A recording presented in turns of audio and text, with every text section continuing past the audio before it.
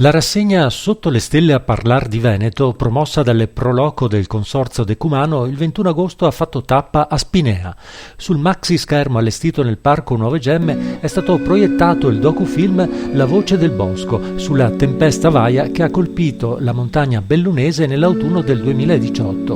Un racconto che testimonia come la montagna non si è mai arresa. Il documentario parte dalla tempesta Vaia, in quanto nei giorni successivi alla tempesta c'era una sorta di rilancio mediatico su tutto quello che era successo, quindi dati un po' a caso, territorio un po' a caso, montagna descritta in ginocchio.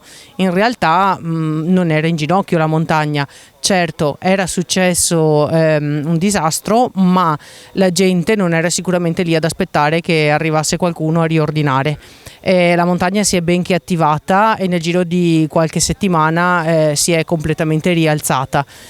E quindi abbiamo voluto raccontare la gente della montagna dopo la tempesta Vaia.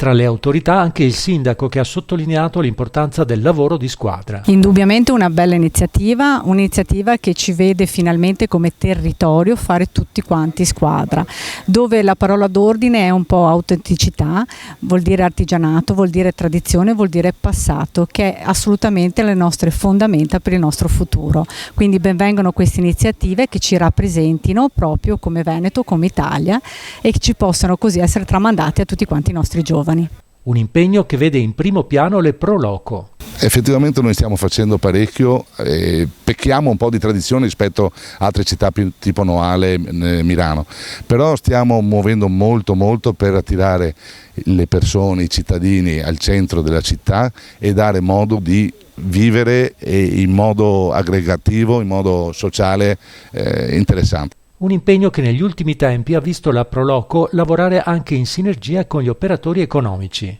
Abbiamo provato, spesso abbiamo un buon feeling con i negozi, tutta la via principale è nostro sponsor, nostro collaboratore, però in questo momento è difficile.